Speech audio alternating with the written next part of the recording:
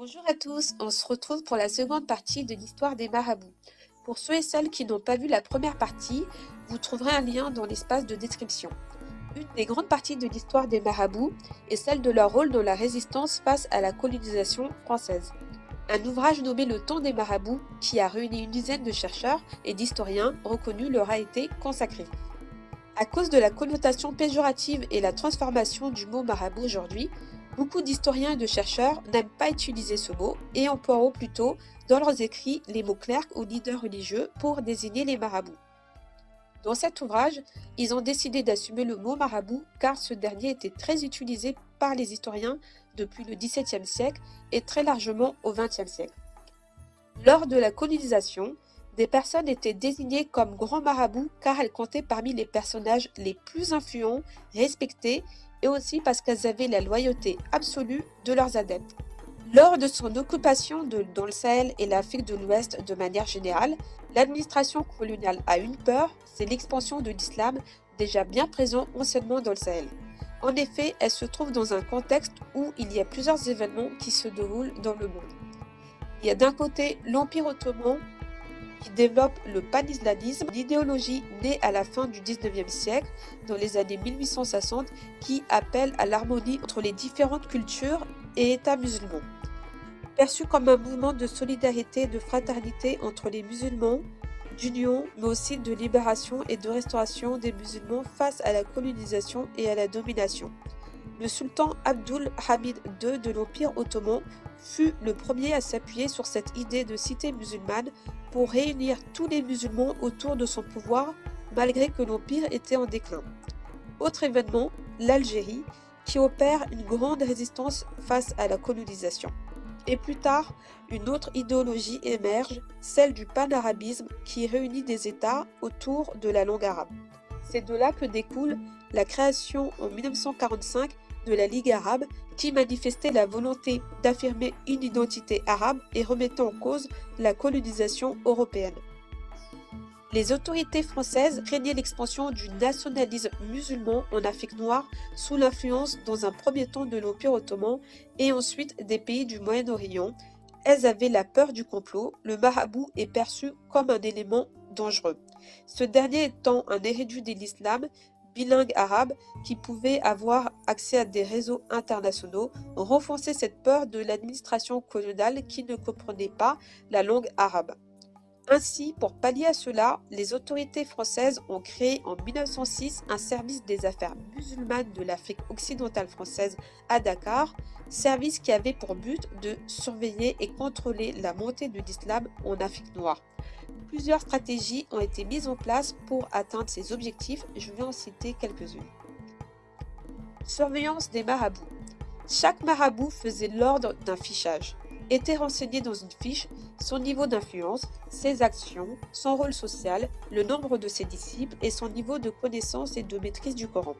Ces renseignements permettaient d'avoir un portrait efficace d'un marabout et d'anticiper tout mouvement de contestation naissant. Beaucoup de marabouts pendant la période coloniale avaient été déportés ou tout simplement anéantis. Sélection des marabouts enseignants dans les écoles. L'administration coloniale avait mis en place certains critères pour recruter les éléments qu'elle considérait comme de bons marabouts et écarter ceux qu'elle considérait comme des mauvais marabouts.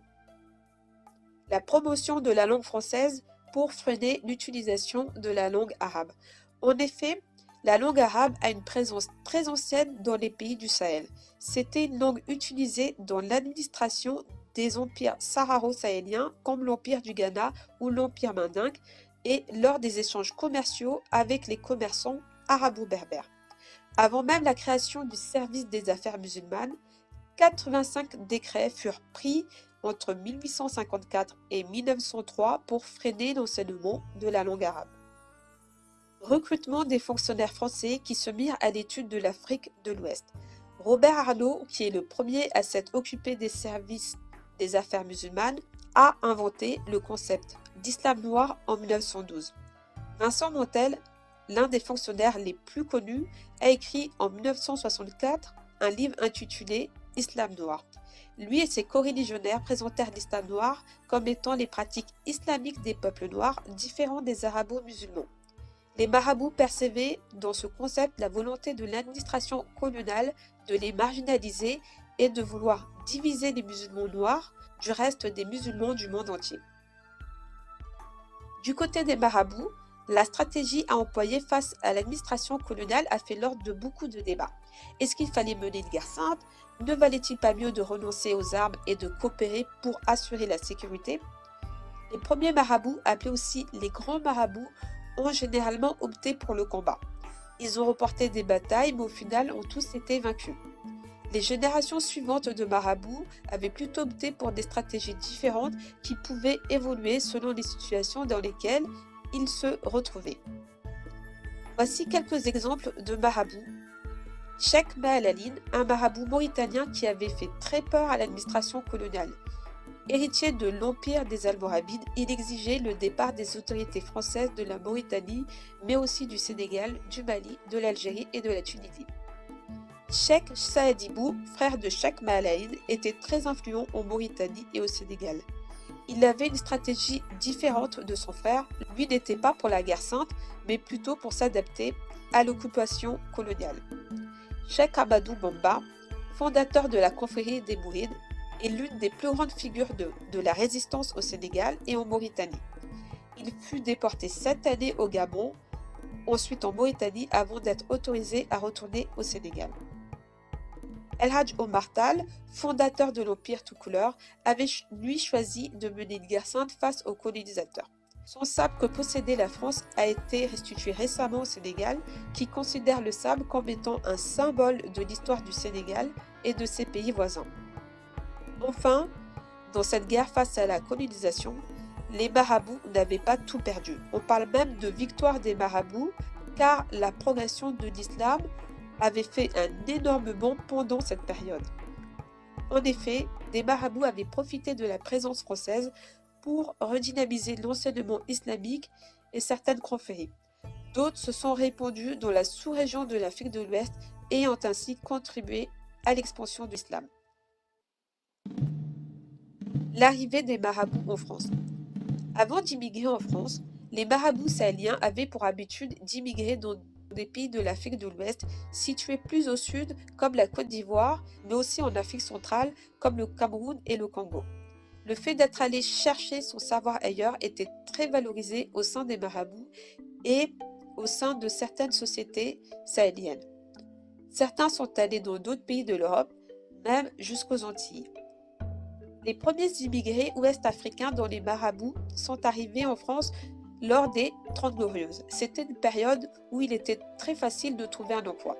D'ailleurs, les autorités françaises avaient fait appel aux Africains pour venir travailler dans certains secteurs. Généralement, le but des marabouts n'était pas de s'installer sur le long terme.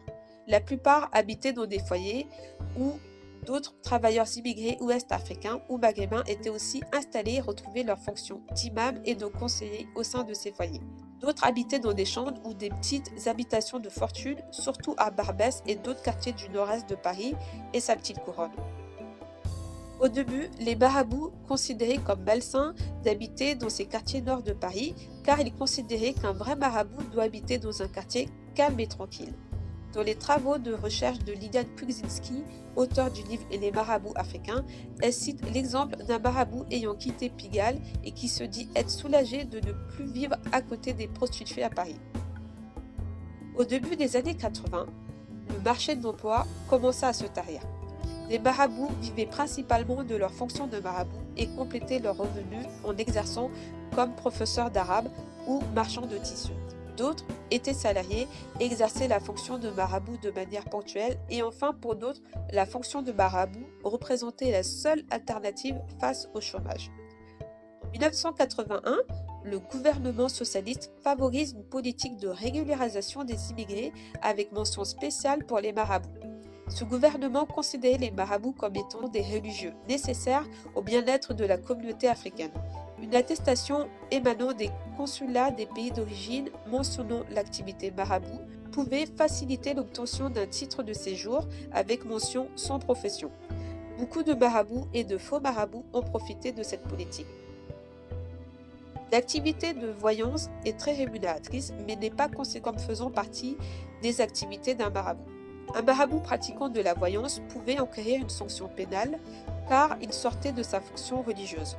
En 1985, des enquêteurs, après avoir analysé des annonces publicitaires mentionnant les mots voyance ou médium, ont retiré collectivement les titres de séjour de plusieurs marabouts. Selon la chercheure Liliane Kulczynski, la voyance peut faire partie des fonctions maraboutiques, sauf qu'en islam, la voyance est interdite et traditionnellement, elle ne peut pas être considérée comme une fonction maraboutique, elle est même opposée à la pratique maraboutique. Pour beaucoup, la fonction de marabout est nouvelle. On peut définir plusieurs types de profils de marabout, réels ou non. Les marabouts orthodoxes, qui sont des érudits de l'islam et ne pratiquent l'activité de marabout qu'en lien avec l'islam. Des marabouts qui étaient orthodoxes au début, mais qui se sont laissés aller par l'appât du gain. Des marabouts orthodoxes au début, mais qui ont été confrontés à des difficultés financières. Des personnes musulmanes ayant des connaissances islamiques mais qui n'ont jamais été marabouts, qui se font passer pour des marabouts. Des personnes non musulmanes qui se font passer pour des marabouts. Mission de Monia cette semaine, tester le pouvoir des marabouts. Et une histoire de marabout, ça commence forcément par un petit papier avec au minimum le retour de l'être aimé ou un sort jeté à distance à la maîtresse de votre mari. Merci. Pour évaluer l'efficacité de ces marabouts, on leur a lancé un défi. Tester leur fameux filtre d'amour. On a choisi notre victime au hasard et on est tombé sur Stéphane Le Foll, le ministre de l'Agriculture. Alors comment le rendre fou d'amour pour Monia? Est-ce possible? On a tenté notre chance, il paraît que le bonheur c'est simple comme un coup de fil. Allô? Oui, bonjour, vous êtes le professeur Moreau? Oui? Vous êtes marabout, c'est ça? Ouais, bon voir. Ah, faut voir. Le film Black Micmac illustre très bien la vie des Sahéliens vivant au foyer dans les années 80. Ces derniers, risquant de se faire chasser de leur foyer, font appel à un marabout réputé en Afrique pour remédier à cette situation. Un homme attiré par l'argent se fera passer pour le fils de ce marabout et prendra sa place. Seulement n'ayant aucune connaissance de pratiques maraboutiques ou autres pratiques sans lien avec l'islam, il fera lui-même appel à un marabout connu mais non traditionnel.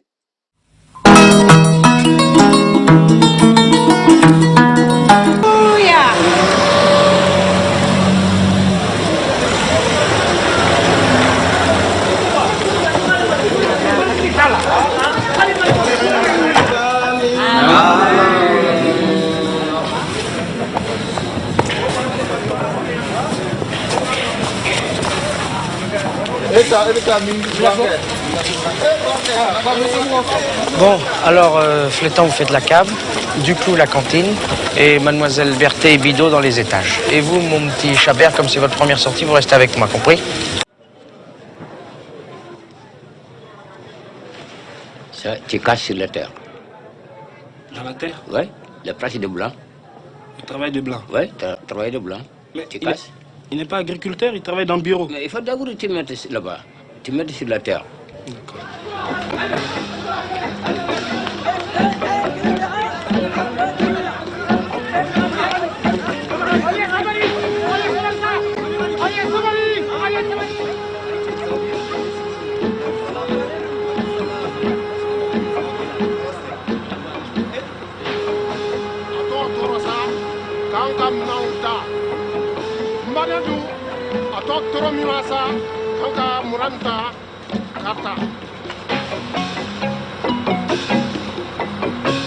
Assalamu alaikum.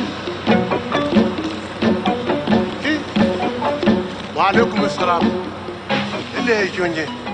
Ibe bomi. Bibo Kamore. Mbadenu. Anka Cameroon waliji kenana.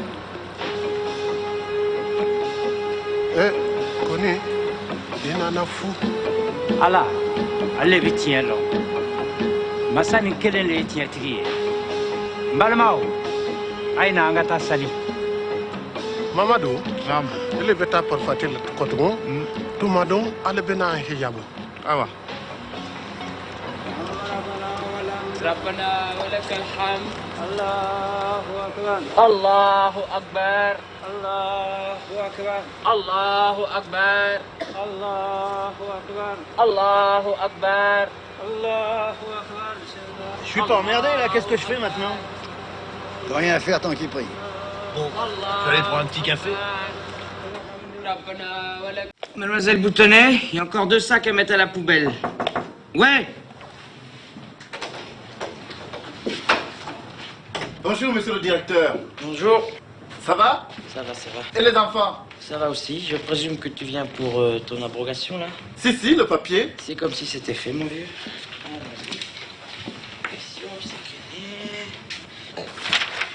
Une abrogation d'arrêté de fermeture, c'est juste un coup de tampon. Et une petite signature. Hein? Voilà, mon gars. Merci, patron. Et dis-toi, c'est pas la peine de revenir parce que moi, je suis plus là. Hein. Merci. Voilà.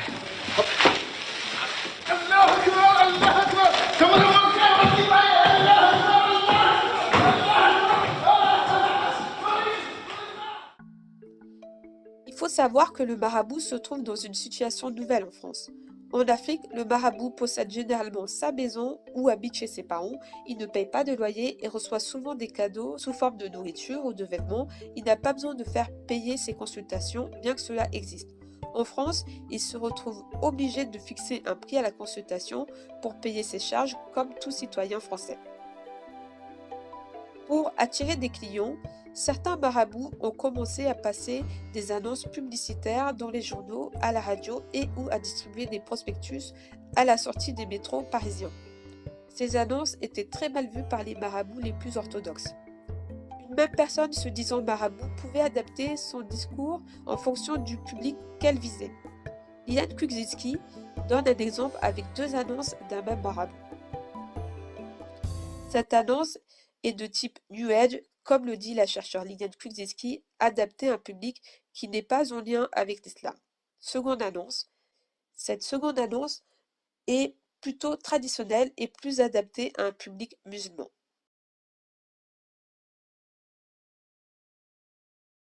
Dans le discours médiatique des années 80, Liane Kuczynski note 2 types de vision du marabout. Le premier est les marabouts arnaqueurs, qui est présenté comme un arnaqueur. Un ton condescendant, ironique est utilisé pour le décrire et le client est toujours représenté comme la victime lorsqu'il se retrouve au tribunal. Second type, le marabout pur, qui est le marabout religieux, ancré dans l'islam, comme il était présenté durant les temps coloniaux. Pour illustrer ces propos, on a l'exemple d'un marabout malien, Fodé Marega, s'étant rendu en Martinique, qui fut fondateur de la première mosquée en Martinique et de la communauté musulmane. Imam reconnu, très vite il fut accusé par des détracteurs d'exercer des pratiques de guérisseur. Le marabout ne nie pas sa fonction de guérisseur, mais la place sous la médecine prophétique. Il est vrai qu'en islam, il y a ce qu'on appelle la médecine prophétique qui consiste à soigner les personnes atteintes d'un mal à partir des enseignements du prophète. Beaucoup de personnes qui se font passer pour des marabouts sont des guérisseurs ayant des pratiques étrangères à l'islam, donc il peut être compliqué pour un marabout de prouver sa bonne foi. Du marabout des temps coloniaux au marabout réel ou non d'aujourd'hui, des nouveaux termes sont apparus en France comme marabouté et maraboutage. Ces mots n'existent pas dans la langue arabe. Je vous renvoie à la première vidéo pour comprendre l'origine du mot marabout. Ainsi, le mot marabout aujourd'hui est généralement employé pour désigner des personnes exerçant de la sorcellerie ou du charlatanisme et quasiment jamais pour un érudit de l'islam. Wikipédia va même jusqu'à la contradiction, disant que le marabout est un terme ambigu qui peut signifier 2 choses profondément différentes, à savoir sorcier ou guide religieux musulman. Cette définition de Wikipédia s'applique uniquement pour les marabouts noirs africains et non pas pour les marabouts noirs africains, alors qu'il existe aussi parmi eux des personnes se faisant passer pour des marabouts. Le concept d'islam noir explique en partie cette confusion. On peut voir cette transformation du marabout dans le clip vidéo Marabout de Gims qu'il aurait sorti suite à un conflit avec son ancien producteur Dabwala. Les paroles du clip commencent par « J'ai toujours dédicacé mes chansons aux gens qui me soutiennent ». Mais celle-ci s'adresse à ceux qui m'ont lâché, aux marabouts modernes et à leur mauvais tour, à ceux qui ont trahi et à leurs faux semblants. Dans le clip vidéo, on voit un serpent, des têtes de mort, un albinos entouré de plusieurs personnes s'agrippant à lui. En sachant que dans certaines parties de l'Afrique, les albinos sont utilisés comme sacrifice humain. À travers ses paroles et le clip vidéo, James fait clairement référence à la sorcellerie et en rien de l'islam. Et pourtant, il n'a pas appelé son clip sorcier, mais marabout. Alors, est-ce qu'il a eu raison d'utiliser ce mot? Je vous invite à y répondre dans l'espace commentaire. Je dirais que son clip illustre très bien la manière dont le mot marabout est utilisé aujourd'hui, ce qu'on peut appeler les marabouts New Age. De nos jours, deux univers existent, les marabouts New Age qui ne sont pas des marabouts dans le sens authentique du terme, ils font plus référence à des sorciers ou des féticheurs n'ayant aucun rapport avec l'islam et aux origines diverses de l'Afrique qui représentent la majorité aujourd'hui. Et de l'autre côté, les marabouts traditionnels qui sont des érudits de l'islam depuis les Almoravides qui sont plus représentés dans les pays du Sahel et par des Sahéliens en France. C'est fini pour l'histoire des marabouts, j'espère que ça vous aura plu. Je vais maintenant vous citer les sources qui ont servi à faire cette vidéo. Comme je l'ai cité au début, le livre Le Temps des marabouts. C'est un livre très intéressant pour ceux qui veulent approfondir l'histoire des marabouts durant la période coloniale. Le livre La Mauritanie de Miel Devé est intéressant pour ceux qui veulent en savoir plus sur l'histoire de la Mauritanie et des marabouts résistants. Les travaux de la chercheure Liliane Kluzinski. Les marabouts ouest-africains à Paris, occupation spatiale, stratégie de visibilité et ouverture sur l'imaginaire. Figure de l'islam, connaissance et représentation des marabouts africains à Paris. Ces deux travaux traitent de la vie des marabouts en France. Je ne suis pas en accord avec tout ce que la chercheure dit, ça reste cependant une source très intéressante. Les valeurs culturelles des confréries musulmanes au Sénégal de l'historien Mamadou Mané. L'islam du nord au sud du Sahara, traces et passerelles, prédicateurs et colonisateurs, entretien avec Jean-Louis Trio, historien, co-auteur du livre Le Temps des marabouts.